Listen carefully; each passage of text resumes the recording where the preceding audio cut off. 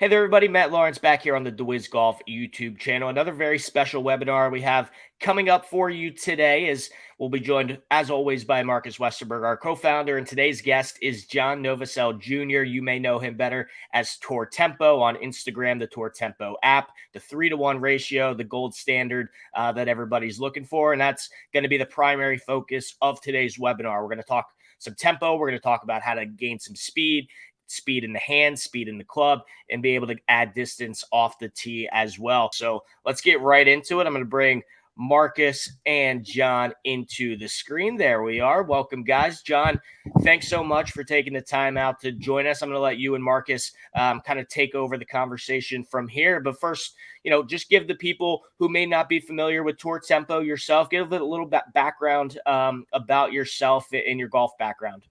Yeah, sure. I appreciate you guys having me on. I've been in the golf business for 30 some years now, and my dad and I have been golf inventors with training aids. And I think from an early age, I was really into speed and power. I was ahead of the curve on that one. I've always been fascinated by that piece of it. And then in the early 2000s, my dad came up with something called Tour Tempo, and that's been a huge part of my life, is moving forward with a huge breakthrough in the way we understand tempo in the golf swing.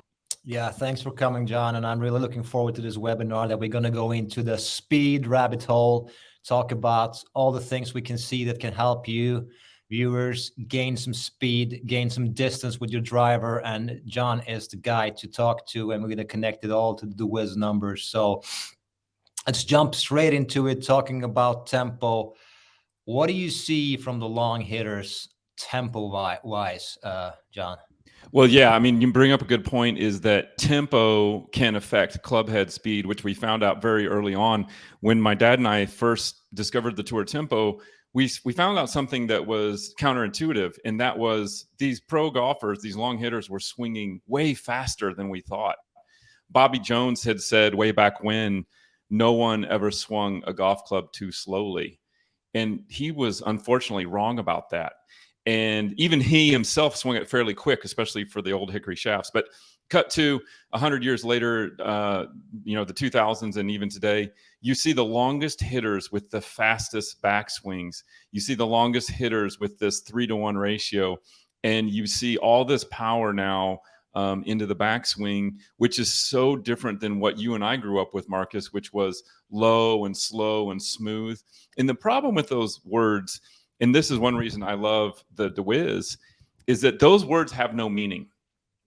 What does slow mean? I don't know what that means. I can't define it. I can't tell you what that means because it's different to everybody. But if you say the backswing needs to be 0.75 seconds or 0.6 seconds or whatever it might be, this deWiz can measure that. You can look at video and count the frames. And so you can figure out how important or how the speed of the swing tempo-wise affects the speed of the actual club head. And the deWiz can be and is a huge part of that.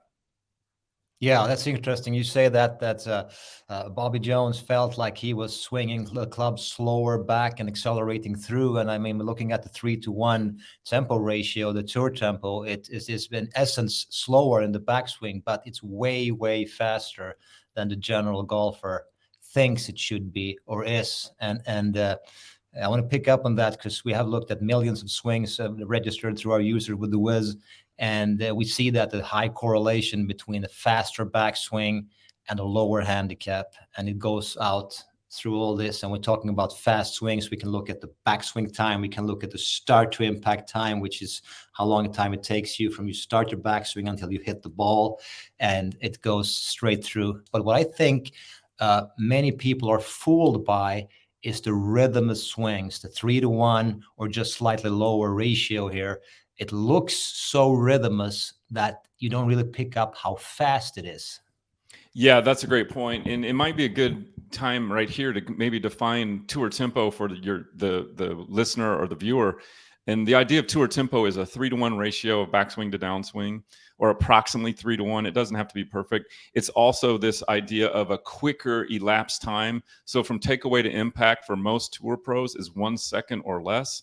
Rory McIlroy is about 0.93 seconds. And a guy like Martin Borgmeier or Kyle Berkshire, two of the longest hitters in the world, they're actually even less than that. And then the third piece of tour tempo, which is really important, and you've sent me some incredible data from the deWiz, is this consistency that the tour pros have on the elapsed time and the ratio. And when you look at the average golfer, you see all the opposites. You see not 3-1, sometimes 4-1 and 5-1. You see a longer elapsed time, usually 1.2 seconds or more. And then you don't see consistency from swing to swing. And then that golfer goes and says, he tells his coach, whatever, I'm inconsistent. And they keep working on mechanics, but they forget that tempo is a fundamental of the golf swing. And it's so important to work on it, understand it, measure it, because if you don't measure it, you don't know what you're doing. And then from there, start to improve it. I think one of the things that you and I have had so many great conversations, and one thing that you brought up and mentioned, and I've always used this, is that it's an illusion to swing slowly. And that illusion is that you've got control when you swing slow. Yeah. And so I think that's what people, what people, when they get into the game, they think, if I swing slow, I'll have control.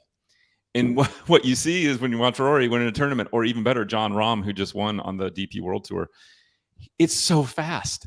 And by swinging fast and free, you actually gain control. So it's counterintuitive in so many ways. Yeah, and I love the analogy to the kid starting to ride a bike. To ride a bike, you need a certain speed to get the balance. And that's so hard to get in your mind the first time you start, because it feels like, I want to go slow because this thing is wobbly. But as soon as you get the speed, you get the balance. So it's basically the same what we see in the golf swing with all the research we have done, with all the research you have done, that speed is not only, the speed of the swing is not only helping your distance, it's also helping your control of the golf shot. And looking back, like you mentioned here, the ratio, looking at 4-1 or even 5-1, meaning that the backswing is really slow, and then you come with a jerky downswing and actually have a hard time timing the impact, and therefore you suffer greatly if you have that kind of a tempo ratio above 3-1 or even above 4-1. And what we see with the research that, like you have told me many times as well, is that the best players in the world are at 3-1 or lower, very rarely higher. Absolutely. Exactly. And this is one of the things I fell in love with when you first showed me the deWiz, was that I could make a swing and in real time get the feel or the feedback from the deWiz that, hey, I actually did my 3-1, as opposed to making a swing, going to count the frames or whatever it might be, because there's this little disconnect between when you make that swing and then going to, look at video or whatever it might be. It's really incredible to have that in real time, because so many golfers struggle with that faster backswing. And I think this might be a good time to mention, what are some things people can do to make a faster backswing, right? Yeah. Well, we obviously have the Tour Tempo tones as part of our app. And there's these 3 audio cues, bump, bump, bump, and it's going to tell you to start your swing, top of the backswing, and impact. I know on the deWiz, you've got some learning, what do you call it? Learning feedback? Yeah, we got the learning stimuli, which is a stimuli plates on the underside of the deWiz, which will give you an electrical impulse. So when we're talking about making your backswing faster, you go into the deWiz app and you set a time limit for how long you want your backswing to be. Let's say you have a slow backswing of 1 second, and you want to speed up, you can put that threshold to 0.95. And if you don't change directions within 0.95, you will feel that feedback immediately to teach your brain how to learn how to swing faster. Yeah, exactly. And so I love that. The first time you feel it on the deWiz, you kind of go, wow, I got a little shock. And you go, oh, and your brain goes, well, wow, I really need to swing faster, because we get so used to whatever tempo you're stuck, you're kind of stuck with. So that's a great, those are 2 great ways to swing faster. Another thing that you and I did to get some speed into your backswing and force into the handle was I put on one of my training aids, we put an impact target with a tail. And so you sort of had to whip this thing back and try to bend the shaft. So just from the very start of the swing, using your entire body and pressuring out of the ground to create torque into the golf shaft. And that's what I see. If you take like a slow motion of Martin Borgmeier, starting the swing, you'll see him actually torque the shaft to start the golf swing. And that's unheard of in coaching or anything that like I said, you and I have ever seen. So that would be another little drill you could do, is using a ton of force to really start the swing, and putting that force into the grip, into the handle, will really get that moving and get you that quicker backswing that we're looking for. Yeah, and that's so interesting you bring that up. With that training aid I used to call the dragonfly. That's right. And so what we see with really fast players like Martin Borgmeier or Bryson DeChambeau, one of our ambassadors, is that he reaches peak backswing hand speed very early in the backswing. So he's really fast out of the gate. And we can see that on the deWiz data, how he reaches peak backswing hand speed before half his backswing is finished. So he goes extremely fast right out of the gate. And of course, his whole backswing is fast. I did not know that. Makes total sense to me from everything I've seen. He's another one that really rips the hell out of it, ripping it out of the ground.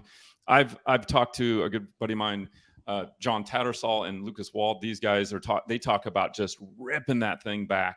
And it obviously, to create that speed early in the backswing, you have to have tons of speed on the takeaway. And so that's just 100%, opposite of low and slow. The other thing you start to see is, when we talk about forces and speed in the backswing, is sometimes tempo can affect mechanics.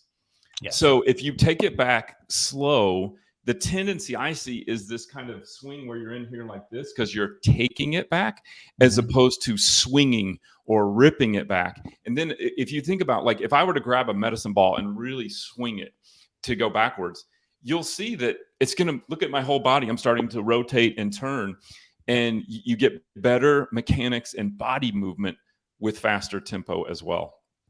And it's so interesting. It's so not what we have been taught. It's kind of counterintuitive, but that's the way it is. That's what the data shows. That's the way it works. And talking about better mechanics, another thing that hugely influences power in the golf swing and speed is the length of the arc of the backswing. And that's what we also see with the long drivers. They have an extremely long 80 plus inches backswing, where the normal club golfer rarely gets to even 50. So, and looking at, again, at the long hitters, they're fast and they're long. And of course, they create a ton of speed. I'm going to have to do a new abridged version, or a new version of my book, Tour Tempo Force, because with your data, because I talk about that exact thing. There's a couple different ways to get this speed and power into your backswing. One of them is a faster backswing. One of them is a longer backswing. And you can also do longer and faster. And I found, if I can make you take a longer and faster backswing, it's 100% guaranteed you will create more clubhead speed. I've never failed with that. Longer and faster equals more speed, especially if you start slow and short. Then you're going to gain 30, 40 yards. And what's cool about this idea of a longer backswing and a faster backswing, is you don't have to order anything. You don't have to you literally can go try it right now. Go out to the course, try it right now. But the only little issue you've got is how do you know you're faster and longer? And without some sort of feedback video or a deWiz watch, then you don't know if you're actually going faster and longer, because we all get stuck in that feel versus real, and that's a big piece of it. But yes, longer and faster is my go-to for everybody if you want more power. And typically, I also see you don't really lose accuracy, because slow and short wasn't real accurate to begin with. And for the tour players that I coach, that have come in, that really know how to square up the club face and hit it in the middle of the club face, longer and faster, they still hit it in the middle of the club face with a square club face. So you really see this concept of longer and faster is an absolute home run. And the deWiz is one of the only ways I know to measure that, other than, making sure you video and then stepping back and looking at the video. Yeah, that's so interesting you say that, because our data just shows that. And when we started this project long time ago, I thought that I would never have believed how easy it is to increase club speed, just giving longer backswing and faster. And then when I talk about this, some people just come up and say, wait a minute. What about Jon Rahm and Tony Finau? They have short backswings and they hit the ball a mile. And I would suggest go look at YouTube and type in Tony Finau 200 plus mile an hour ball speed. And he's at about 175, 180 mile an hour ball speed on the PGA Tour. But here he's just playing around with it. And he's taking the club. I can say he's 124 about centimeters on his backswing. He's taking it back all the way. He's looking like almost like a little bit long driver-ish, and he's 200 miles an hour ball speed right there. So it helps him. Yeah, it absolutely. You take any long hitter on tour with a short backswing. Hideki Matsuyama is another one that comes to mind. I think his normal speed on course is upper 170s, 180. And they showed, I saw him on an Instagram doing over 190. There was no pause. It was, there was a longer swing. It was quicker. It was a quicker backswing with no pause. So Jon Rahm just hit with Martin Borgmeier, and he did a longer backswing and he got into the 190s. Oh, he did? Yes. Wow. And he got his swing all the way to parallel. Now, the reason those guys don't necessarily do that on course is they already hit it so far. And the penalties are so harsh on tour for a ball offline. But you and I both know the average golfer hitting driver and gaining speed is going to just really help their game. The other big thing this longer, faster backswing does, especially the length, is it gives you more time to accelerate the hands quicker coming down. Yes. And you were telling me, tell us about that, this maximum speed thing, because this really was an interesting phenomenon that you explained to me. Tell everybody about that. Yeah, thanks to the deWiz, where we can see the position data in the golf swing, we now have a measurement number called max hand speed distance to impact. So meaning, where did your max hand speed occur, and how far to the impact? How far from the impact? And there's another linear relationship here. For better players, they have a longer distance to impact. So we're looking at about 21 inches for scratch players hitting a driver. But Marcus, basically what you're showing is counterintuitive on this, because most people, if you said, where would you want your max hand speed? I think most golfers out there would say, well, I want my max hand speed at impact, right? And that's what they say. That's what they're going to say. And what we're finding is the longest hitters, the lowest handicap players, the max hand speed is furthest away from impact. It's happening way earlier in the downswing. And if you don't have a long enough backswing, you'll never have the space to create that max hand speed far enough from impact. So that's another big piece of this thing, is creating the length of the backswing, doing it quickly so you have time to really create that max acceleration about halfway down or lower, somewhere in there. Yeah. That's a huge piece of this. Yeah, I'm going to pop in here because Marcus and John, you guys have been awesome so far. I'm going to come in and ask a question as our mid-handicap section of our user base. And one question that I get a lot is, we talk about this tempo ratio. You guys have been talking about the 3-to-1 gaining speed in the backswing, that sometimes that lowers it from 3-to-1 to 2.8, 2.7.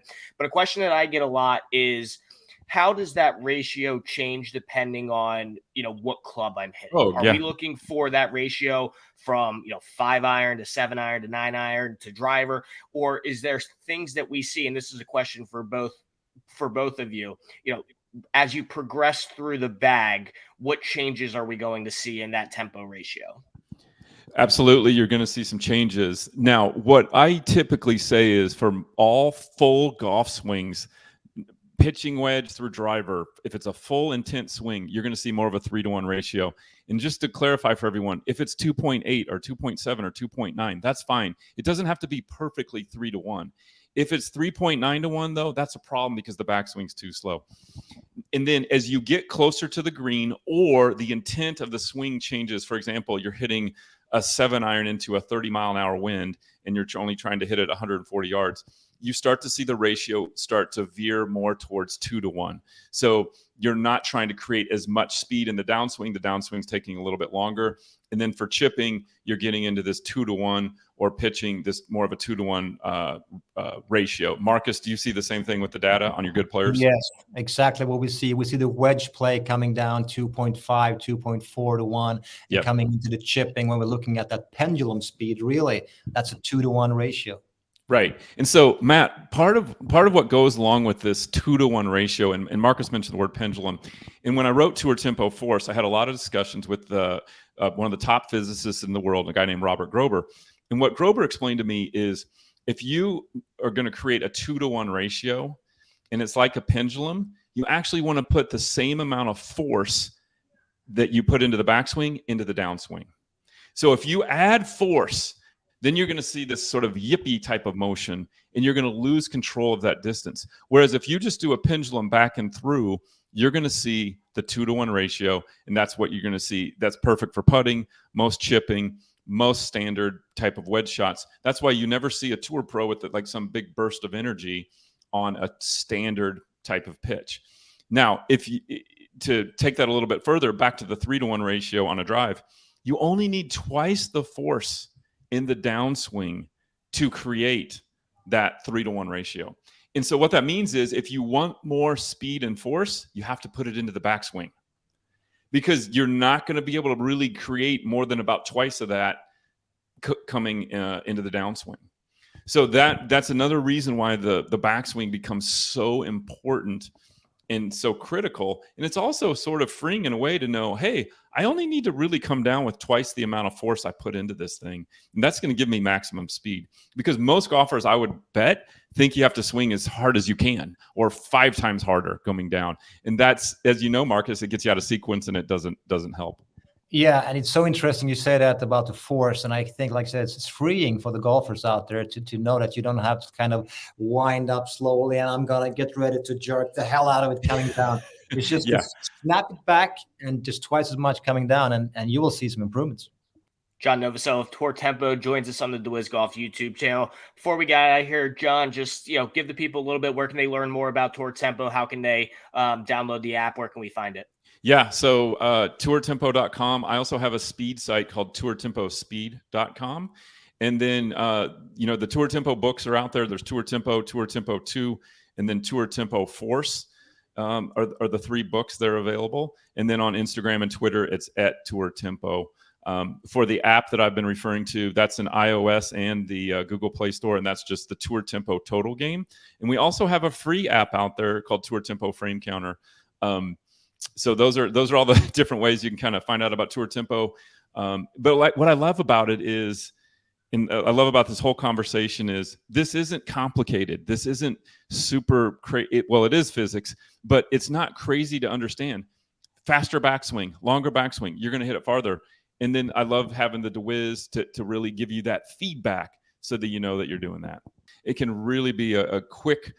There's not many quick things in golf that really happen transformatively, but this can be for someone. It can be quick, it can be dramatic, and it can get your results quickly. For sure. Absolutely. Once again, John Novosel of Tour Tempo here on the deWiz Golf YouTube channel. Marcus, John, thank you both so much for your time this afternoon, and we'll see everybody next time right here on the deWiz Golf YouTube channel.